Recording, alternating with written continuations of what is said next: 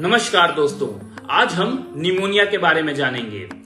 अगर लंग्स के पैरेन्काइमा या लंग्स के टिश्यू में किसी भी प्रकार का इन्फ्लामेशन या फिर इन्फेक्शन हो जाए तो हम इसे निमोनिया बोलते हैं। अब एक्यूट रिस्पायरेटरी इन्फेक्शन दो तरीके का होता है। एक होता है acute upper respiratory tract infection और एक होता है acute lower respiratory tract infection.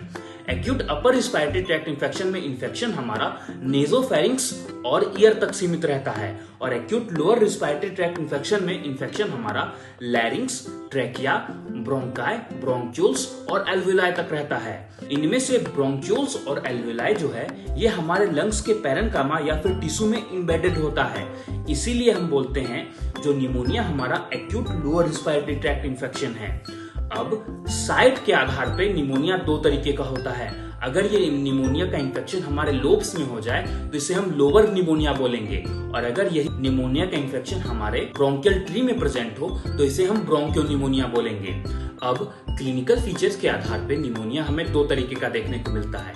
एक होता है टिपिकल निमोनिया और एक होता है एटिपिकल निमोनिया। टिपिकल निमोनिया में कॉज की वजह से सिम्टम्स देखने को मिलता है, मतलब जो एजेंट्स हैं, जो निमोनिया कॉजेटिव एजेंट्स हैं, उन्हीं की वजह से सिम्टम्स देखने को मिलेगा।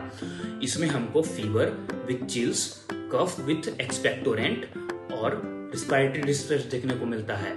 अब आते हैं एटिपिकल निमोनिया पे। एटिपिकल निमोनिया में हम लोगों को कॉज की वजह से अनरिलेटेड सिम्टम्स देखने को मिलता है। इसका मतलब है कि जो निमोनिया कॉजेटिव एजेंट है इनको छोड़ के किसी और एजेंट्स की वजह से निमोनिया जैसा इन्फेक्शन देखने को मिला है और इसमें इन्फेक्शन जो होता है थोड़ा टिपिकल निमोनिया से माइल्डर इन्फेक्शन होता है और कभी कभी क्लिनिकल फीचर हमें लंग्स से बाहर भी देखने को मिलता है। इसलिए बोलते हैं कॉज की वजह से अनरिलेटेड सिम्टम्स देखने को मिलता है।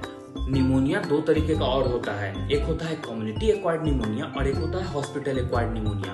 कम्युनिटी एक्वायर्ड निमोनिया में निमोनिया हम लोगों को अपने कम्युनिटी से मिलता है, लेकिन हॉस्पिटल एक्वायर्ड निमोनिया में हम लोग हॉस्पिटल में जाके भर्ती होते हैं और 48 घंटे के बाद हम लोगों को निमोनिया दिखे तभी हम इसको हॉस्पिटल एक्वायर्ड निमोनिया या फिर नेजोकोमियल निमोनिया बोलते हैं। अब निमोनिया कॉजेटिव एजेंट के बारे में बात करते हैं।